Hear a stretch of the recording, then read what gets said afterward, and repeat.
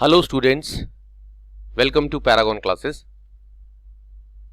Class 12th के आज के लेक्चर में हम सेकेंड यूनिट करंट इलेक्ट्रिसिटी को आगे बढ़ाएंगे और उस करंट इलेक्ट्रिसिटी में जो हमारा चैप्टर चल रहा था electric current, resistance and EMF, उस चैप्टर का नेक्स्ट टॉपिक हम पढ़ेंगे। तो ये आपके सामने आ गया है यूनिट सेकेंड करंट इलेक्ट्रिसिटी, उसका first chapter electric current, resistance and EMF. और आज का हमारा पहला टॉपिक है relation between current and drift velocity. इस चैप्टर की अब तक की क्लासेस में, आज से पहले तक की क्लासेस में आपको इलेक्ट्रिक करंट क्या होता है वो भी समझा दिया गया और ड्रिफ्ट वेलोसिटी क्या होता है वो भी बता दिया गया, समझा दिया गया। साथ ही साथ उसका एक्सप्रेशन भी डिराइव करवाया गया। लेकिन आज करंट और ड्रिफ्ट वेलोसिटी का आपस का आपको रिलेशन डिराइव करवाया जाएगा और उस करंट और ड्रिफ्ट वेलोसिटी के रिलेशन को डिराइव करने के लिए एग्जाम्पल के तौर पे हमने ये एक डायग्राम बना लिया है पहली, और ये अच्छा सा ग्राफिकल डायग्राम बना होता है तो समझ में भी अच्छा आता है और टाइम भी वेस्ट नहीं होता, इसीलिए पहले ही बना लेते हैं इसको। ये जो आप सिलेंड्रिकल पोर्शन देख रहे हो ये कोई मेटालिक कंडक्टर है, कोई कॉपर, आयरन, सिल्वर, गोल्ड, जैसा बजट हो उस हिसाब से आप कंडक्टर ले सकते हो। और ये कंडक्टर जो है मेटालिक कंडक्टर इसकी लेंथ जो है वो यहां दिखाई गई है, कैपिटल एल से डिनोट की गई है। और जो इसका ये जो एरिया ऑफ क्रॉस सेक्शन आप बोल सकते हो, ये चीज, ये area of cross section capital A है जो यहां साइड में लिखा है। तो ये कैपिटल एल और कैपिटल ए इस कंडक्टर की एक तरह से आप डायमेंशंस कह सकते हो। लेंथ कैपिटल एल और एरिया ऑफ क्रॉस सेक्शन जिस हिस्से पर मैंने शेड किया है। अब अगर आपको इस कंडक्टर की लेंथ और एरिया ऑफ क्रॉस सेक्शन पता है तो वॉल्यूम ऑफ कंडक्टर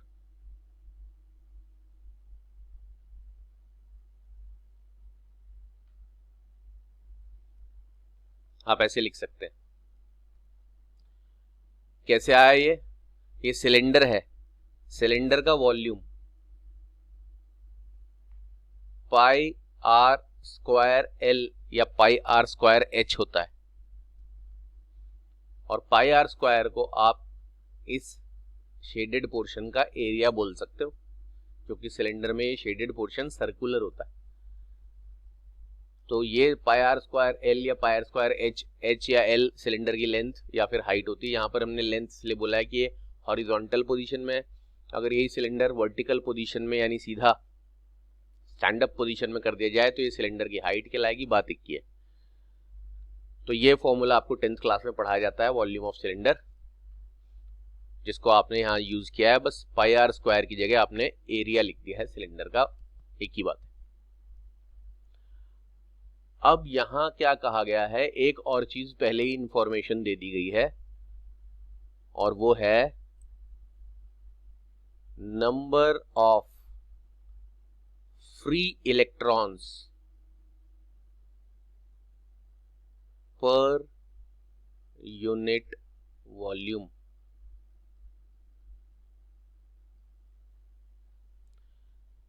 इस कंडक्टर में, हर कंडक्टर में आपको बताया है बहुत डिटेल में, कैपेसिटेंस चैप्टर में भी समझाया था और अभी ये जो चैप्टर चल रहा है इसमें भी पहले दिन आपको समझाया था कि दुनिया का आप कोई भी मेटालिक कंडक्टर अंदर से देखोगे माइक्रोस्कोपिकली तो उसके जो एटम्स हैं उनके आउटर मोस्ट ऑर्बिट में 1, 2 या 3 इलेक्ट्रॉन्स ही पाए जाते हैं, 1, 2 या 3 इलेक्ट्रॉन ही होते हैं, जिसकी वजह से उन एटम्स की टेंडेंसी होती है to lose electron and form positive ion. और वो एटम जो इलेक्ट्रॉन्स लूज करते हैं वो इलेक्ट्रॉन्स फ्रीली घूम रहे होते हैं इस कंडक्टर के अंदर और रैंडम मोशन में रहते हैं, वो इलेक्ट्रॉन्स फ्री इलेक्ट्रॉन्स कहलाते हैं, जो जब तक कि इस कंडक्टर के अक्रॉस कोई बैटरी या सेल ना लगाया जाए। जब आप इस कंडक्टर के अक्रॉस कोई बैटरी या सेल लगाते हो तो वो सारे इलेक्ट्रॉन्स एक पर्टिकुलर डायरेक्शन में भागने लगते हैं, और जिस वेलोसिटी से वो एक पर्टिकुलर डायरेक्शन में भागते हैं उसी को ड्रिफ्ट वेलोसिटी कहा जाता है। बल्कि सारे इलेक्ट्रॉन्स अलग अलग वेलोसिटी से भागते हैं, लेकिन उनका एवरेज निकालते हैं तो वो ड्रिफ्ट वेलोसिटी कहलाती है। बैटरी लगने से पहले उनकी एवरेज वेलोसिटी 0 रहती है, क्योंकि रैंडम मोशन एक दूसरे को कैंसिल कर देता है। ये सारी कहानी आपको बताई जा चुकी है। अगर किसी को एक कहानी अभी यहाँ पर शॉर्टकट में बोल रहा हूँ मैं, डिटेल में सुननी है तो इसके पिछले लेक्चर में जाकर दोबारा से सुन सकता है। तो यहाँ ये जो लिखा गया है number of free electrons per unit volume, यानी इस कंडक्टर के यूनिट वॉल्यूम में जो फ्री इलेक्ट्रॉन्स हैं उनका नंबर n दे दिया है। तो अगर यूनिट वॉल्यूम में फ्री इलेक्ट्रॉन्स जो कि कंडक्टिविटी के लिए रेस्पॉन्सिबल होते हैं वो स्मॉल n है, तो total number of free electrons in the conductor कितने होंगे?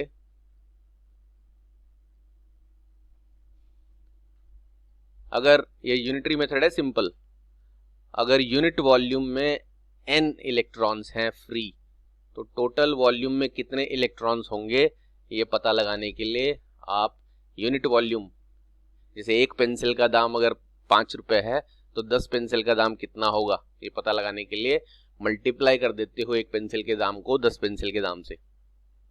कॉस्ट ऑफ 1 पेंसिल को मल्टीप्लाई कर देते हो कॉस्ट ऑफ 10 पेंसिल से। ऐसे ही यूनिट यानी 1 मीटर क्यूब वॉल्यूम में n फ्री इलेक्ट्रॉन्स हैं, तो टोटल वॉल्यूम में कितने इलेक्ट्रॉन्स होंगे, तो आपने यूनिट वॉल्यूम के फ्री इलेक्ट्रॉन्स को टोटल वॉल्यूम से मल्टीप्लाई कर दिया, तो आपको total number of free electrons in the conductor मिल गए हैं। यानी NaL आपको मिल गया है इन सारे इलेक्ट्रॉन्स, इस पूरे कंडक्टर में total number of electrons. Since charge on each electron is equal to small e होता है, एक इलेक्ट्रॉन पर जो चार्ज होता है वो स्मॉल e होता है, और आपको फर्स्ट यूनिट से ही बताया जा चुका है, बहुत पुरानी बात है, वंस अपॉन अ टाइम जैसी, एक इलेक्ट्रॉन पर जो चार्ज होता है वो 1.6 इंटू 10⁻⁻19 कूलम चार्ज होता है नेगेटिव, लेकिन उसे डिनोट करते हैं स्मॉल e से। Since charge on each electron is small e, तो चार्ज देयरफॉर लिखते हैं charge on all free electrons, और उसको डिनोट कर देते हैं Q से। एक इलेक्ट्रॉन का चार्ज E है तो सारे फ्री इलेक्ट्रॉन्स का चार्ज को हम Q से डिनोट करते हैं, और उसकी वैल्यू कितनी होगी NaL into E multiplied by E। ये फिर से यूनिटरी मेथड है कि एक इलेक्ट्रॉन पर चार्ज अगर स्मॉल e है तो टोटल जितने भी फ्री इलेक्ट्रॉन्स हैं उनका नंबर है NaL।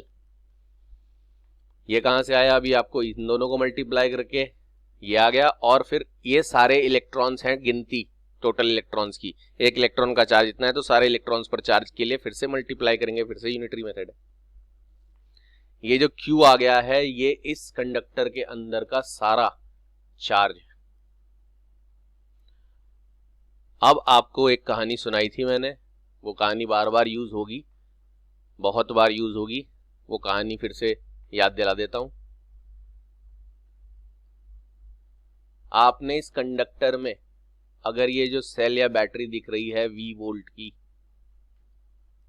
कैपिटल V से डिनोट कर दिया मैंने इसको, ये V वोल्ट की बैटरी अगर आपने लगा दी तो आपको बताया था इस एंड, यहां टिक मार्क लगा रहा हूं, और इस एंड के बीच में, इसको मैं अगर और अच्छी तरह समझाएं तो टिक मार्क हटा के इनके नाम लिख देते हैं।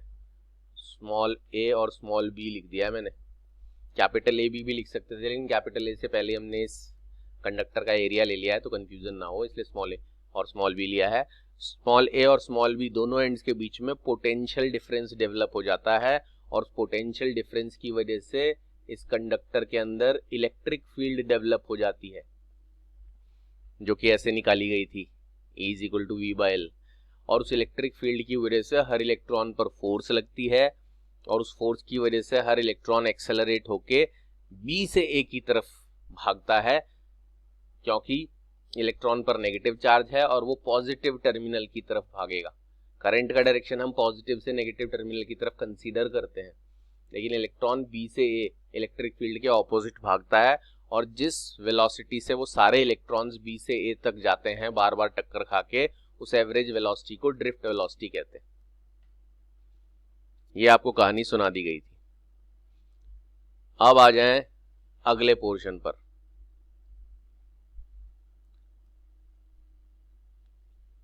अगला पोर्शन ये कहता है कि इफ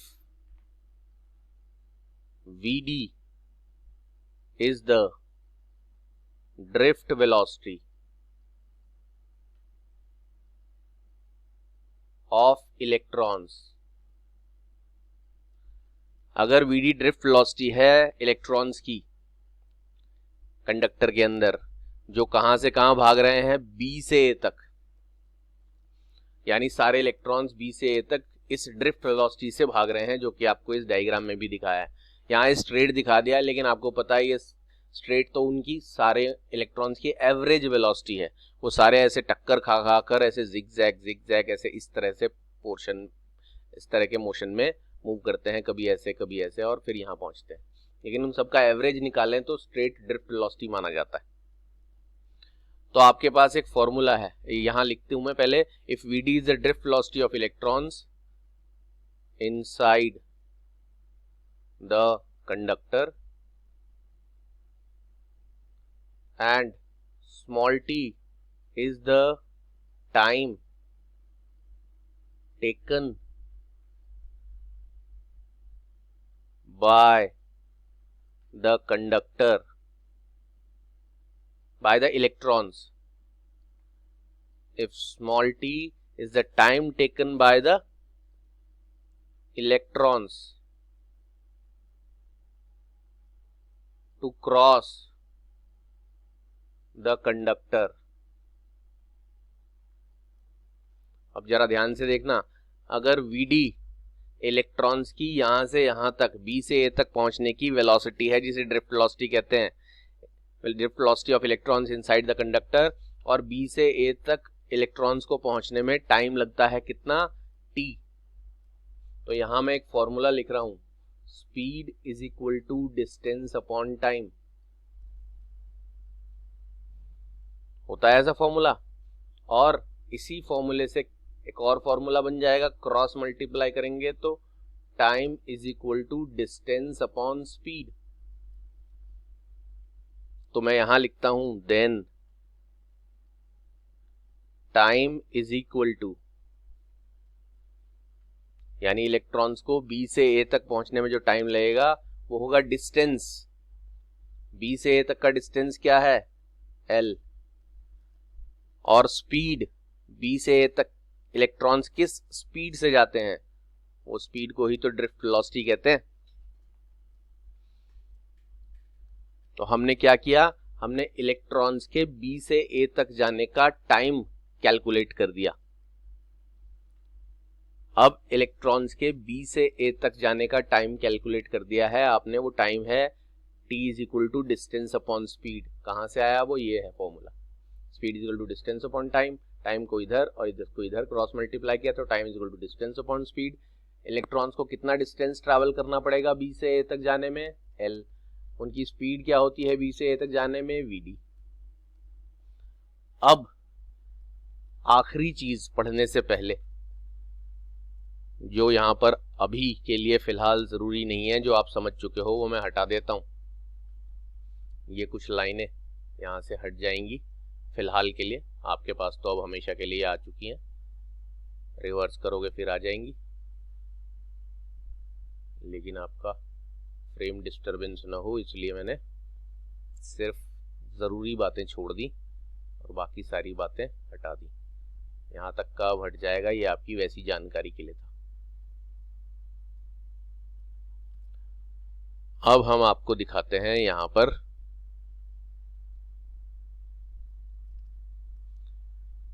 ये आपने क्या फाइंड आउट किया है,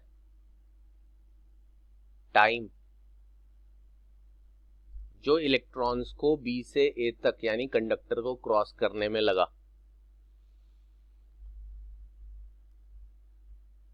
सिंस करंट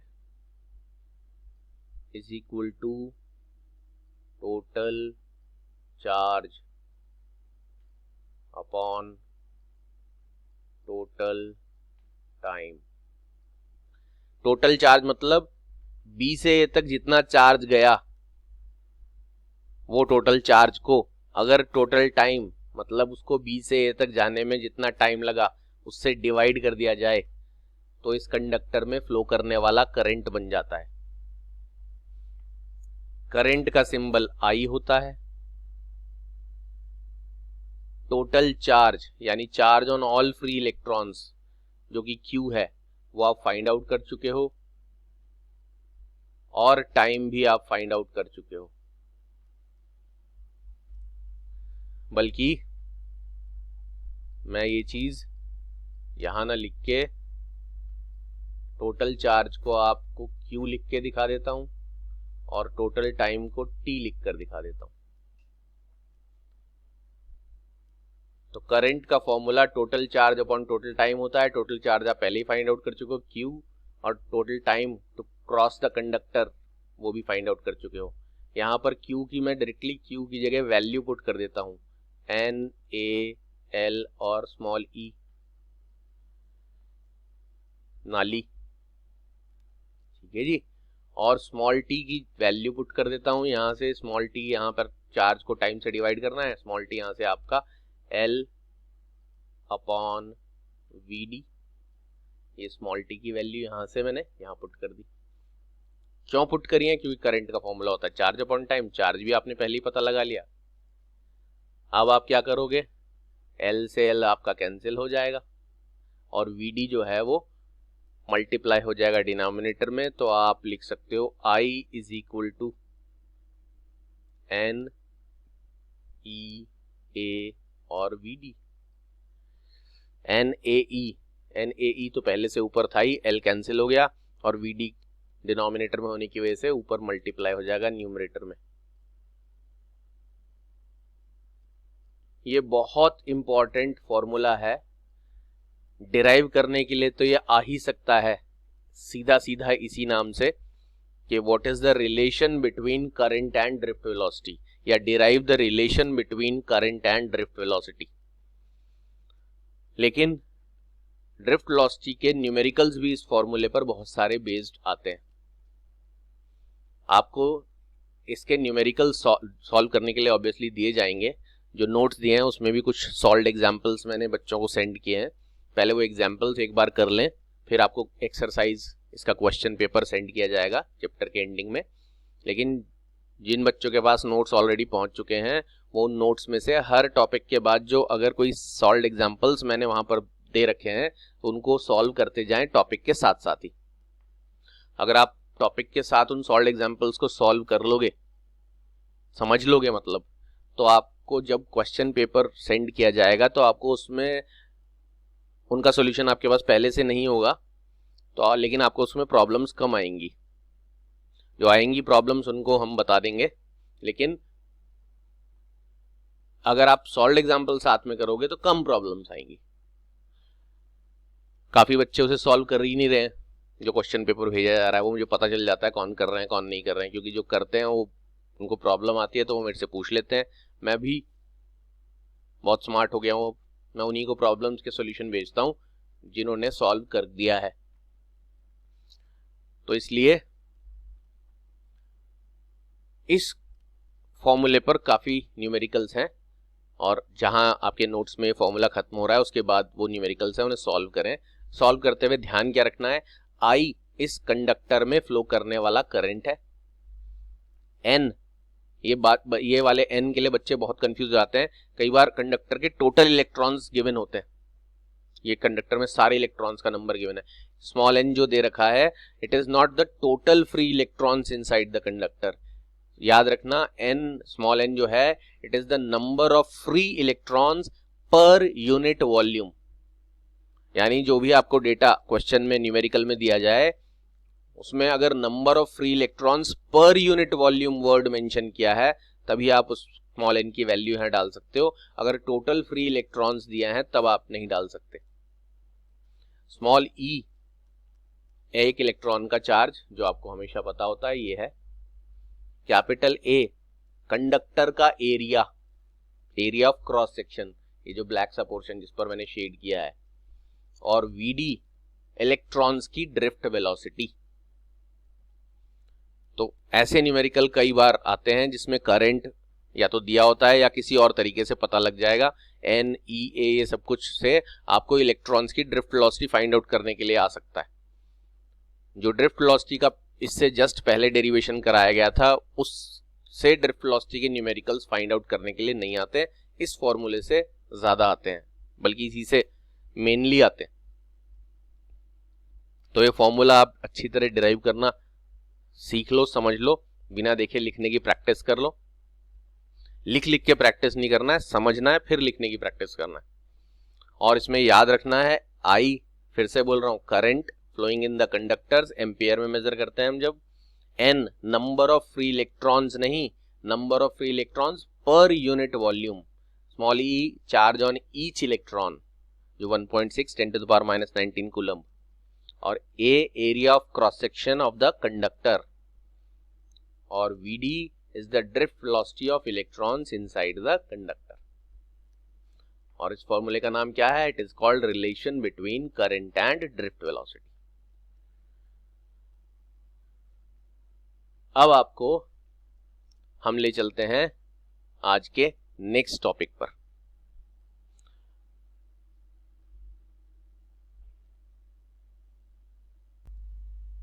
तो ये आपके सामने आ गया है आज का नेक्स्ट टॉपिक। चैप्टर तो ऑलरेडी आपको पता ही है, यूनिट और chapter. Unit current electricity, chapter current electric current, resistance and EMF. अब तक आप पढ़ चुके हैं relation between current and drift velocity. और ये है आज का हमारा next topic, electron mobility.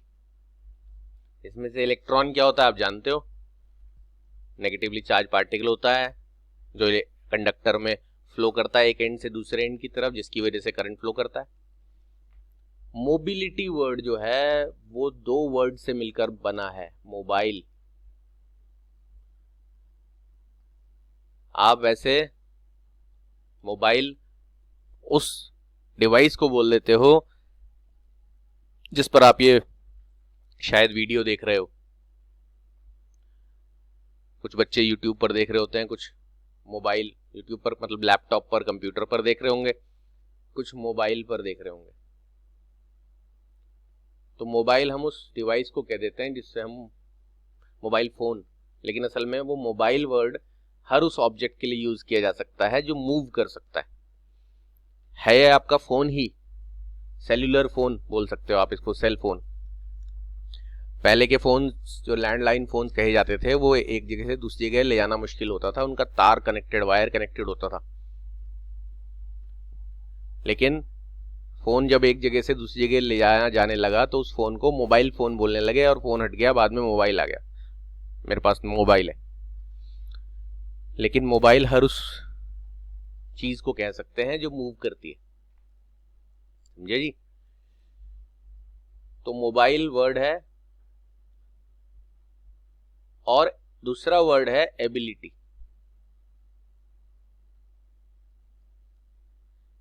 Mobile और एबिलिटी को कंबाइन करके बना है मोबिलिटी।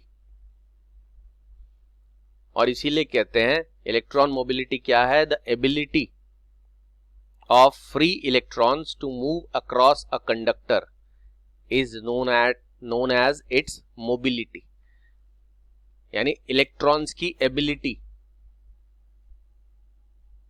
बताया था ये अभी थोड़ी देर पहले, ये एंड ए है और ये एंड बी है, और जब आप ये V वोल्ट का बैटरी या सेल लगा दोगे पोटेंशियल डिफरेंस आ जाएगा ए से बी के बीच में, और उस पोटेंशियल डिफरेंस की वजह से कंडक्टर के अंदर क्या सेटअप हो जाएगी, इलेक्ट्रिक फील्ड, और उस इलेक्ट्रिक फील्ड की वजह से इलेक्ट्रॉन्स पर फोर्स लगेगी, ये फोर्स लगेगी। बताया था ये सब कहानी, बार बार बतानी पड़ रही है क्योंकि हर आर्टिकल में इसका यूज है, अभी और भी 2-3 बार आप सुनोगे।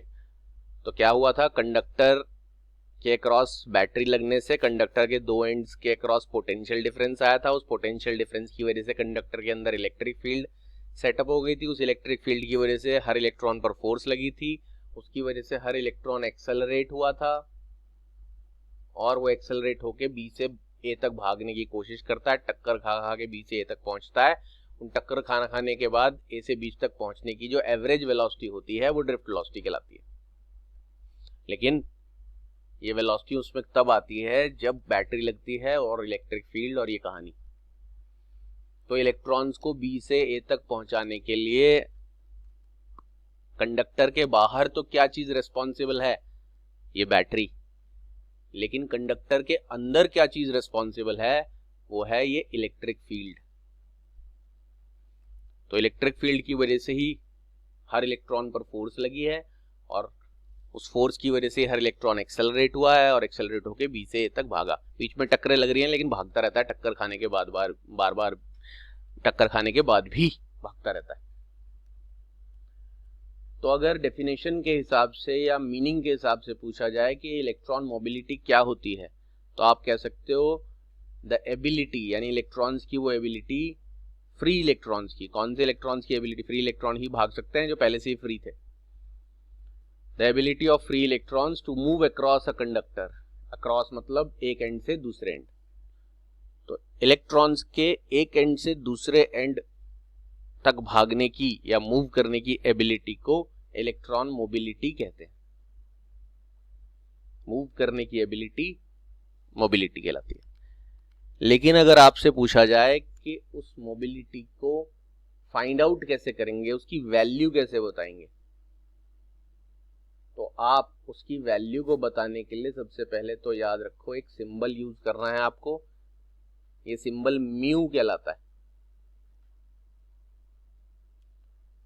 और ये मोबिलिटी का सिंबल है, जैसे करंट का सिंबल आई है, इलेक्ट्रिक फील्ड का ई है, पोटेंशियल डिफरेंस का कैपिटल वी है, वगैरह वगैरह, हर चीज का सिंबल है। तो ये इलेक्ट्रॉन मोबिलिटी का सिंबल है, और इलेक्ट्रॉन मोबिलिटी मैथमेटिकली डिफाइन होती है drift velocity per unit electric field. The mobility of free electrons in a conductor is the drift velocity, is calculated as the drift velocity acquired per unit strength of the electric field applied across the conductor। आप ऐसा भी कह सकते हो, जैसा कि मैंने अभी कहानी में सुनाया, कि कंडक्टर के अंदर जो चीज इलेक्ट्रॉन्स को बी से ए तक क्रॉस कराने के लिए रिस्पॉन्सिबल है वो ई है। हालांकि उस ई का वजह भी वी है, तो बच्चे ये भी कह सकते हैं कि अगर ये वी ना होता तो ई भी ना होता, लेकिन जो V है यानी पोटेंशियल डिफरेंस वो कंडक्टर के बाहर है। तो इलेक्ट्रॉन्स को तो पता ही नहीं चलता कि हमें कौन भगा रहा है V, उनको तो पता चलता है हमें कौन भगा रहा है E, क्योंकि E इलेक्ट्रिक फील्ड कंडक्टर के अंदर है। तो ऐसा कह लें कि E इलेक्ट्रिक फील्ड अप्लाई करने पर या अप्लाई हो जाने पर इलेक्ट्रॉन्स भागते हैं VD वेलोसिटी से, और ये E ना हो तो इलेक्ट्रॉन्स भाग नहीं सकते। मैंने अभी पूरी कहानी सुनाई है, इलेक्ट्रिक फील्ड लगने की वजह से हर इलेक्ट्रॉन पर फोर्स लगती है, उसकी वजह से वो एक्सेलरेट होता है, और एक्सेलरेट होकर जो वो वेलोसिटी एक्वायर करता है उन वेलोसिटीज का एवरेज या मीन ही बन जाता है उसकी ड्रिफ्ट वेलोसिटी। तो मान लीजिए ई इलेक्ट्रिक फील्ड लगने पर वो वीडी यानी ड्रिफ्ट वेलोसिटी एक्वायर करते हैं, तो यूनिट इलेक्ट्रिक फील्ड लगने पर वो इतनी ड्रिफ्ट वेलोसिटी एक्वायर करेंगे। इसी को Vd अपॉन E को कहा जाता है इलेक्ट्रॉन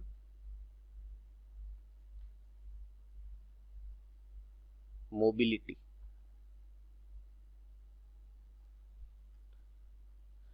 तो ये छोटा सा एक टॉपिक है, इसका बहुत ज़्यादा यूज नहीं है लेकिन इम्पॉर्टेंट है ये, क्योंकि मोबिलिटी शॉर्ट आंसर क्वेश्चन में पूछा जाता है और इसका बहुत बार, क्योंकि आगे जिक्र नहीं है, बहुत बार इसको रिमाइंड नहीं करवाया गया है, इसलिए एक बार ही जिक्र होने के बाद एक आध बार बाद थोड़े दिन बाद बच्चे इसको भूल जाते हैं, फिर डायरेक्टली एग्जाम में कहीं आ जाता है तो फिर उनको एकदम से दिक्कत होती है कहाँ से आ गया। तो ये छोटा है लेकिन इसको याद रखना। छोटी बातें जो आप याद नहीं रख पाते हो वो एग्जाम में जब आती हैं तो ज़्यादा दिक्कत होती है, क्योंकि बहुत ज़्यादा बार जिन बातों का जिक्र होता है, electric field, potential difference, current, resistance वगैरह, ये सब तो ना चाहते हुए भी इतनी बार रिपीट हो जाती हैं कि याद रह जाती हैं। जो बात ज़्यादा बार रिपीट नहीं होती वही याद नहीं रहती, and electron mobility is one of them, one of those topics. तो आपको पहली बात क्या बताई, इलेक्ट्रॉन्स के, फ्री इलेक्ट्रॉन्स के मूव करने की एबिलिटी को मोबिलिटी कहते हैं इनसाइड अ कंडक्टर, और उसे फाइंड आउट कैसे करते हैं, सिंबल ये है म्यू, और फाइंड आउट करते हैं drift velocity per unit electric field. यानी अगर कंडक्टर के अंदर जो ड्रिफ्ट वेलोसिटी है, जो आपको फाइंड आउट करने का तरीका बताया इससे पहले, वो ड्रिफ्ट वेलोसिटी को कंडक्टर के अंदर डेवलप होने वाली इलेक्ट्रिक फील्ड से डिवाइड कर दिया जाए तो मोबिलिटी निकल आएगी। और इलेक्ट्रिक फील्ड कैसे फाइंड आउट करते हैं वो भी आपको पता है। बैटरी का वोल्टेज, जितने वोल्ट की बैटरी लगी है वो आपको गिवन होगा, कंडक्टर की लेंथ गिवन होगी, बैटरी के वोल्टेज को लेंथ से डिवाइड कर दें तो इलेक्ट्रिक फील्ड आ जाएगी। ड्रिफ्ट वेलोसिटी पता करने का तरीका पिछले दो फॉर्मूला में बताया है, डिवाइड करने पर मोबिलिटी आ जाएगी। अब मोबिलिटी का यूनिट भी, मोबिलिटी का यूनिट देखने के लिए आपको ड्रिफ्ट वेलोसिटी का यूनिट देखना होगा। अब ये ड्रिफ्ट वेलोसिटी है भले ही, लेकिन है तो वेलोसिटी। वेलोसिटी किसी भी चीज की हो, इनिशियल हो, फाइनल हो, ड्रिफ्ट हो, कैसी भी हो, यूनिट मीटर पर सेकेंड ही होता है। ये मत समझना कि इलेक्ट्रॉन्स की वेलोसिटी है या ड्रिफ्ट वेलोसिटी है तो यूनिट अलग होगा। जहां वेलोसिटी वर्ड यूज कर दिया उसका यूनिट मीटर पर सेकेंड ही होगा। जैसे फोर्स किसी भी प्रकार की हो, ग्रेविटेशनल फोर्स हो, इलेक्ट्रोस्टैटिक फोर्स हो, फ्रिक्शनल फोर्स हो, सेंट्रीपिटल फोर्स हो, सेंट्रीफ्यूगल फोर्स हो, आपके हमारे द्वारा लगाई गई फोर्स हो, किसी भी प्रकार की फोर्स न्यूटन में ही नापी जाती है एसआई सिस्टम में। ऐसे किसी भी प्रकार की वेलोसिटी या किसी भी ऑब्जेक्ट की वेलोसिटी मीटर पर सेकेंड में ही नापी जाती है। और इलेक्ट्रिक फील्ड इंटेंसिटी के आपको दो यूनिट्स पढ़ाए गए हैं, दोनों ही एसआई यूनिट है। एक यूनिट पढ़ाया गया है इलेक्ट्रिक फील्ड इंटेंसिटी चैप्टर में, जिसका नाम था न्यूटन पर कूलम्ब। उसके डेफिनेशन से आया था क्या, force per unit test charge. लेकिन इस फॉर्मूले के मुताबिक भी आपको एक इलेक्ट्रिक फील्ड इंटेंसिटी का यूनिट पढ़ाया गया, वो पढ़ाया गया इलेक्ट्रोस्टैटिक पोटेंशियल वाले चैप्टर में, क्योंकि electric field intensity find out करने के फॉर्मूले भी दो बन गए थे। V/L से भी फाइंड आउट करते थे और न्यूटन पर कूलम यानी force per unit test charge से भी। तो हम इस फॉर्मूले के मुताबिक यूनिट लेंगे। V मतलब वोल्ट, पर लेंथ मतलब मीटर, यानी इलेक्ट्रिक फील्ड इंटेंसिटी का यूनिट वोल्ट पर मीटर भी होता है। ये भी एसआई यूनिट ही होता है। बहुत कम ऐसे क्वांटिटीज हैं जिनके एक से ज्यादा एसआई यूनिट है, जिनमें से इलेक्ट्रिक फील्ड इंटेंसिटी भी है। तो हम यहाँ न्यूटन पर कूलम ना लेके वोल्ट पर मीटर ले रहे हैं। अब आप इसको सिंप्लीफाई करेंगे तो मीटर पर सेकेंड, और ये रेसिप्रोकल होकर ऐसे हो जाएगा।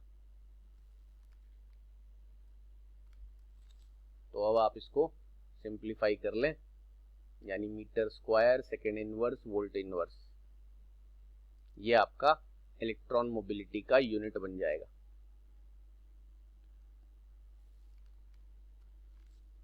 तो ये आपकी नेक्स्ट टॉपिक की जानकारी हो गई, with formula, with symbol, with unit. अब आपको ले चलते हैं आज के लास्ट और इस चैप्टर के अगले टॉपिक की तरफ। वो भी एक ऐसा ही छोटा सा टॉपिक है, वो आज कवर कर लें तो कल हम इस चैप्टर का सबसे इंपॉर्टेंट टॉपिक कवर करेंगे, जिसका नाम है ओम्स लॉ। तो पहले आपको दिखा देते हैं आज का वो छोटा सा टॉपिक।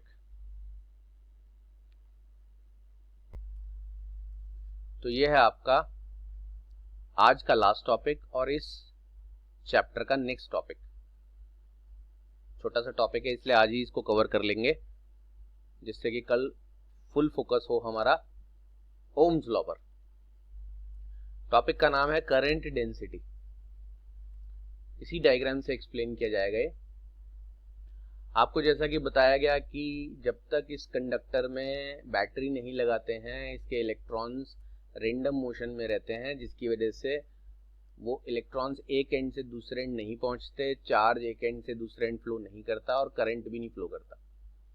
बैटरी लगाने के बाद बैटरी की वजह से दोनों एंड्स के बीच में पोटेंशियल डिफरेंस, उसकी वजह से कंडक्टर के अंदर इलेक्ट्रिक फील्ड की वजह से हर इलेक्ट्रॉन पर फोर्स की वजह से इलेक्ट्रॉन बी से ए तक एक्सेलरेट करते हैं, बार बार टक्कर खाते हैं, फिर भी एक्सेलरेट करके पहुंचते हैं।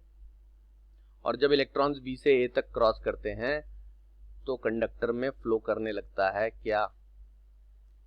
करंट, जो आपको यहाँ दिखाया गया है। इलेक्ट्रॉन्स अगर बी से ए तक फ्लो कर रहे हैं तो करंट इस डायरेक्शन में लिया जाता है, कन्वेंशनल करंट बोलते हैं। Directional flow of positive charge को करंट का डायरेक्शन माना जाता है, हालांकि करंट एक स्केलर क्वांटिटी है। तो करंट कैसे फ्लो करता है वो कहानी आप बहुत डिटेल में सुन चुके हो। अब अगर हम इस करंट को, इस कंडक्टर में फ्लो करने वाले करंट को डिवाइड कर दें इससे, बताया था क्या है ये shaded portion? Area of the conductor.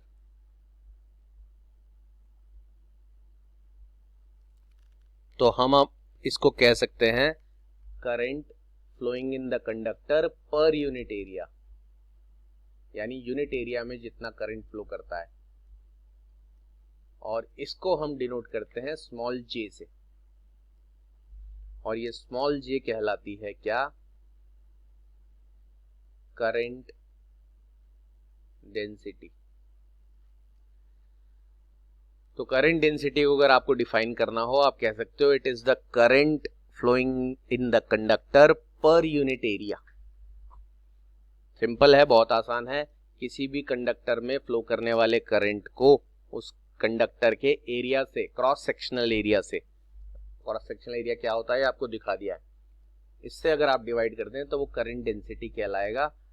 और यूनिट आपकी बन जाएगी एम्पेयर पर मीटर स्क्वायर।